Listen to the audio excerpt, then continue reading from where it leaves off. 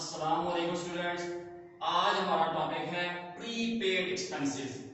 यानी आज हम प्रीपेड एक्सपेंसेस को डिफाइन करेंगे कि और एक्सप्लेन करेंगे कि ये होते क्या हैं। ठीक है, प्रीपेड एक्सपेंसेस की सबसे पहले हम डेफिनेशन देखते हैं।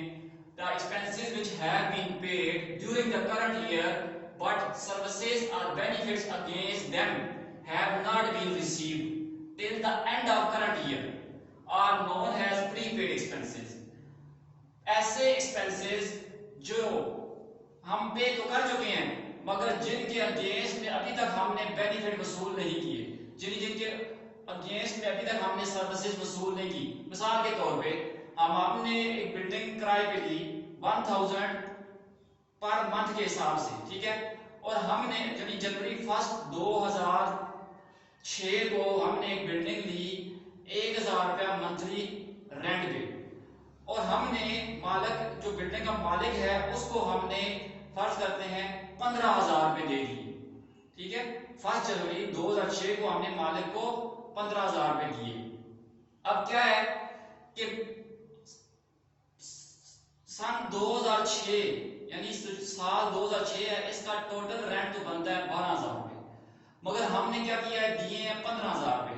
तो 31 दिसंबर 2006 तक इसमें से 12,000 रुपए की सर्विसेज हम वसूल कर चुके हैं। यानी 12 महीनों का 12,000 बनता है, तो उसके अगेंस्ट में हम बेनिफिट हासिल कर चुके हैं, हम बिल्डिंग को यूज कर चुके हैं। अब हम अगर 31 दिसंबर 2006 को अपने फाइनल अकाउंट्स बनाते हैं, यानी इनकम स्टेटमेंट और बैलेंस शीट बना रहे हैं, तो हम देखेंगे कि हम एंट्री क्या करेंगे। ठीक है, उसके अगेंस्ट में हम एंट्रीज क्या करेंगे। फिर ये है कि इंक्रीज करने के भी दो मेथड होंगे आपके पास।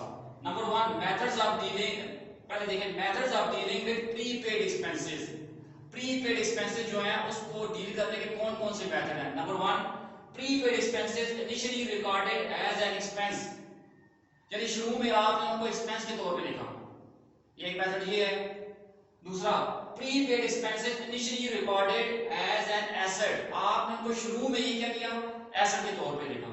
तो प्रीपेड एक्सपेंसेस का दूसरा नाम अनएक्सपायर्ड एक्सपेंसेस या और एक्सपेंसेस पेड इन एडवांस, यानी प्रीपेड एक्सपेंसेस को हम अनएक्सपायर्ड एक्सपेंसेस या एक्सपेंसेस पेड इन एडवांस भी कहते हैं। तो अब हम इसके दो मेथड्स देखते हैं कि हम प्रीपेड एक्सपेंसेस की रिकॉर्डिंग कैसे करेंगे। ठीक है,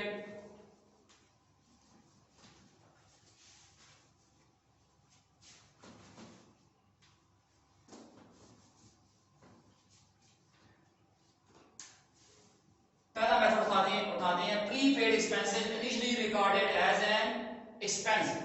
तो 2006 जनवरी 1 को आप क्या एंट्री करेंगे, आप लिखेंगे rent expense, rent account to cash डाल दें। कितना दिया जी आपने, 15,000 रुपए दे दिए। रेंट डेबिट कैश क्रेडिट, ठीक है, नरेशन। 31 दिसंबर को जो आप एडजस्टिंग एंट्री करेंगे, दिसंबर 31 को आप क्या करेंगे, आप इस रेंट में से ये सारा खर्चा नहीं है, आपने लिख दिए खर्चे मगर सारे खर्चे नहीं हुए। ठीक है, सारे 15,000 के बेनिफिट्स आपने भी वसूल नहीं किए। तो अब at the end of year या काउंटिंग पीरियड या काउंटिंग ईयर क्या होगा कि आप इसमें से इस रेंट को, इस एक्सपेंस को कम करेंगे। कैसे, यहां पे लिखेंगे prepaid expenses, prepaid rent account debit कितने के लिए, 3,000 रुपए के लिए, और रेंट अकाउंट क्रेडिट 3,000 रुपए के लिए। ठीक है, ये आपने लिख दिया। इसका क्या मतलब हुआ कि आपने at the end of year adjusting entry की है, आपने इनको इस एक्सपेंस को आप दुरुस्त किया है। रेंट एक्सपेंस आपके पास ये देखें डेबिट है 15,000 के लिए, अब क्रेडिट हो गया 3,000 के लिए, तो बाकी बैलेंस कितना बच गया, 12,000 रुपए जो है वो आपका बैलेंस बच गया। ठीक है, तो वो बैलेंस आप प्रॉफिट एंड लॉस अकाउंट की डेबिट साइड में लिखेंगे rent expense minus prepaid expenses 3,000, और आपके खर्चे रेंट एक्सपेंस जो नेट होके जाएगा वो 12,000 रह जाएगा। अब ये प्रीपेड एक्सपेंस रेंट कहां पे जाएगा, तो ये प्रीपेड रेंट आपकी बैलेंस शीट पे जाएगा, बैलेंस शीट में एसेट साइड पे जाएगा, ये वाला प्रीपेड रेंट।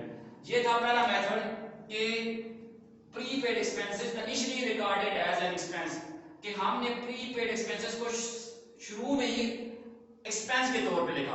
अब हम देखते हैं कि prepaid expenses initially recorded as an asset, जब हम साल के स्टार्ट में या अकाउंटिंग पीरियड के स्टार्ट में इनको एसेट्स के तौर पर लिखेंगे तो फिर इसकी ट्रीटमेंट क्या होगी।